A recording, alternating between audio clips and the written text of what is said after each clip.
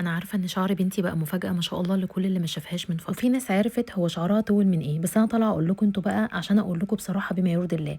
انا شعر بنتي ما كانش بيطول نهائي، شعرها كان مليان حرفيا فراغات، كانت عندها كده زي دوريه كده في شعرها من كتر الفراغات. شعرها اولا كان قصير زي ما انتوا شايفينه كده، وكان خفيف جدا، وكان ما بيطولش لحد ما وصل للباروكه اللي انتوا شايفينها دي.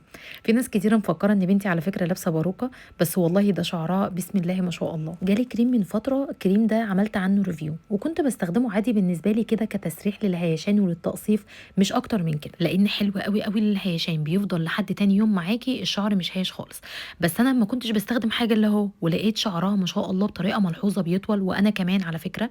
ولقيت ان شعرها بيتقل وبطريقه ملحوظه، وده الوحيد اللي احنا بنستخدمه، احنا مش بنستخدم حاجه تانية. فاتفاجئت اصلا ان الكريم برضو للاطاله وللتكثيف، مش للهيشان بس ولا للتقصيف بس، لا الكريم حرفيا للفراغات وللتكثيف وللاطاله. بندفع مبالغ قد كده عشان نعالج ده كله، ده كله اتحل في كريم الباروكه ده، غير بقى سعره، انتوا حرفيا هتتصدموا من سعره. وعايزه اقول لكم كمان ان هو معالج بنسبه 90%، يعني هو ممكن يبان اكتر في بنوته عندها تشابك او كده، لان طبعا هو بيفك التشابك، ولو بنوته برضو شعرها مش مفرود هيبان فيه اكتر من كده. بصوا الناحيه دي والناحيه دي، طبعا سرحت لها ناحيه وناحيه، سبتها لكم عشان تشوفوا الهيشان.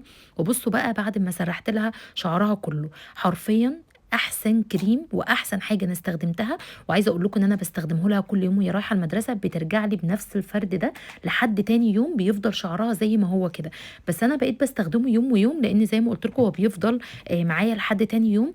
بس حرفيا بيغذي الشعريه جدا وبيطولها وبيتقلها. وانسي بقى اي هيشان واي تقصيف واي شعر خفيف، وانسي ابدا لو شعر بنوتك ما بيطولش، ده هيطول معاه، يعني هيطول.